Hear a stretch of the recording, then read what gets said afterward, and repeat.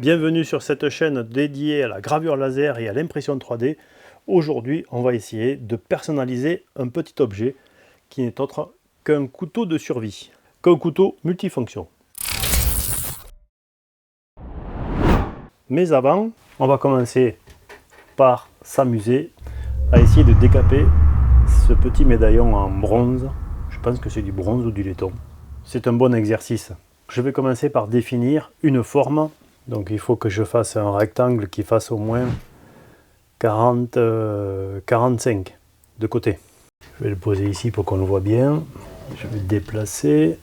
Je vais faire le focus. Là j'ai le focus. Hop. Et je fais.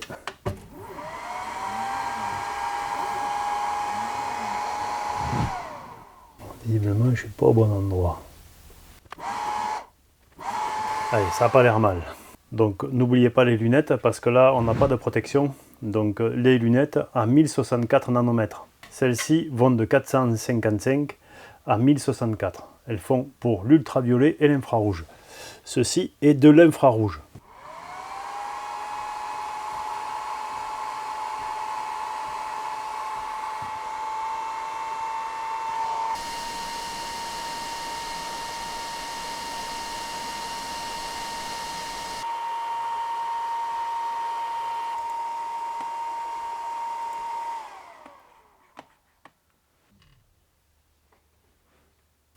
Voilà ce qu'on obtient comparé à ce que c'était avant.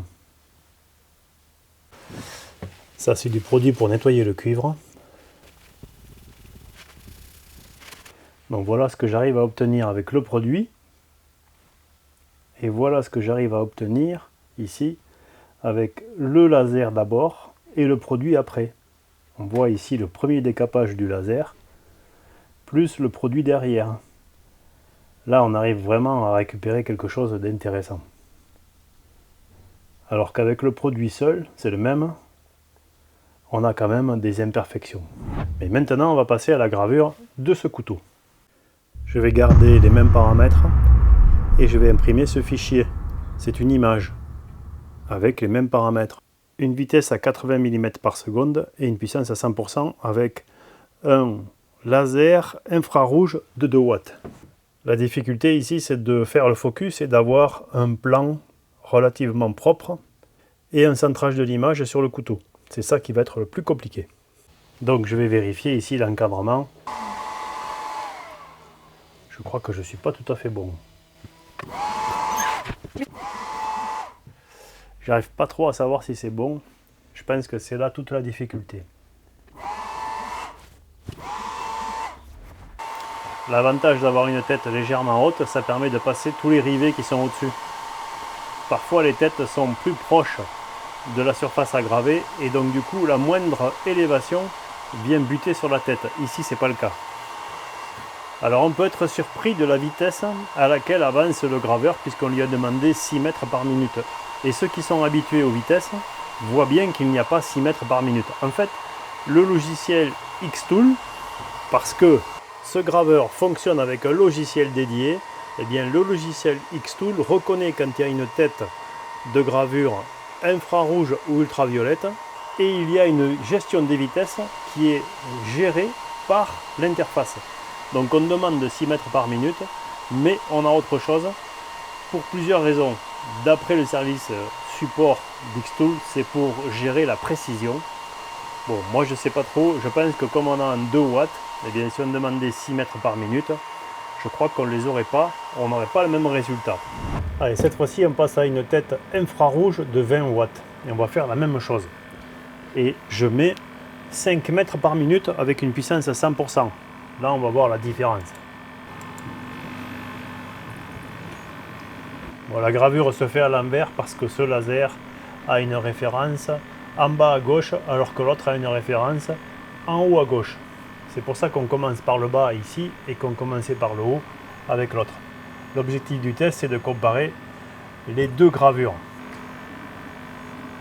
Mais ici, avec une vitesse de 5 mètres par minute, on a un temps d'exécution qui est de 5 minutes, alors qu'avec l'autre, en mettant 6 mètres par minute, donc un petit peu plus, eh bien on avait pratiquement 40 minutes d'exécution. Donc on voit bien que la tête infrarouge ne fonctionne pas à la vitesse affichée.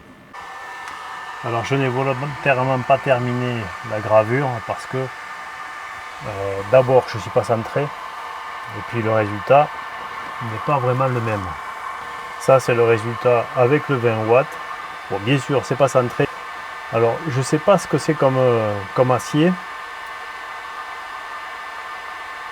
Mais ce qui est sûr, c'est qu'il y a vraiment une différence entre les deux. Et c'est le même fichier.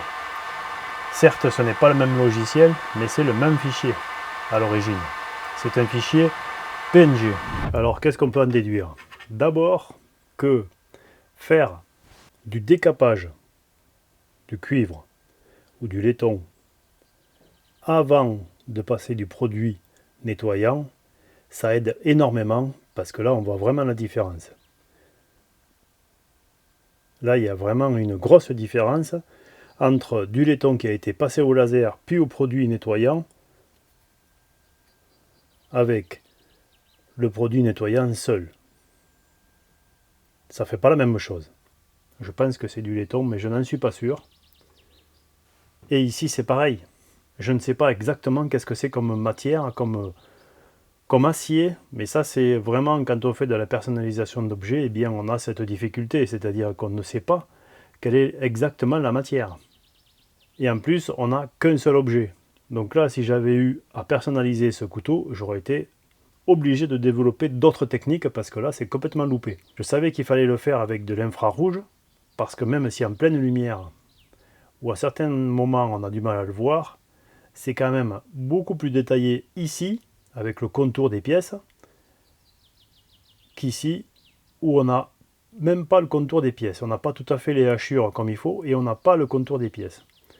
Et puis ici c'est noir, alors qu'ici c'est vraiment taillé dans le revêtement de surface. Je pense qu'il y a un revêtement de surface. Bon, la difficulté ici, c'est la précision du positionnement du modèle, de la personnalisation sur l'objet. Parce que là, c'est loupé. Quand on a un objet métallique comme ça, il vaut mieux directement aller avec une tête infrarouge, parce que là, on est sûr du résultat. On est sûr qu'on va vraiment graver. Et pour décaper, alors ceci est une pièce plate bien évidemment. Si ça avait été une pièce sphérique, on aurait été un petit peu embêté. Une pièce cylindrique, il y a des accessoires avec cette machine qui permettent de décaper des pièces cylindriques. Mais là c'est vraiment simple, c'est sur du plat. Et ça c'est pareil, impossible de réaliser ce décapage avec une tête ultraviolette. Il faut absolument une tête infrarouge. Ce graveur à diode qui fait 20 watts n'a pas démérité. Il n'est simplement pas fait pour ça. Il fonctionne très bien en découpe. Il fonctionne très bien en gravure, de l'acrylique, du cuir, du bois, du liège. Alors que cette tête ici ne fonctionne pas sur le bois, ne fonctionne pas sur le cuir. Elle va fonctionner sur le plastique et elle va fonctionner sur le métal. Je n'en ai pas parlé, mais la construction de ce modèle de gravure, déjà, prend environ 1 heure à réaliser. Et c'est un travail essentiel quand on veut personnaliser à ce point un outil comme ça. Bien entendu, on peut créer des textes beaucoup plus simples, ça va beaucoup plus vite, on peut le faire directement sur cette machine. Mais là, j'ai été obligé de passer par un logiciel de dessin qui permet, d'après une photo, de dessiner le contour et de remplir le contour. Ça prend environ 1h30. N'hésitez pas à me poser des questions, n'hésitez pas à revenir me voir. Ici, on parle de gravure laser et d'impression 3D. Je vous dis à très bientôt dans un prochain épisode. Et d'ici là, amusez-vous bien avec ces jolies petites machines. Tous les liens vers les machines que j'utilise sont en description de vidéo.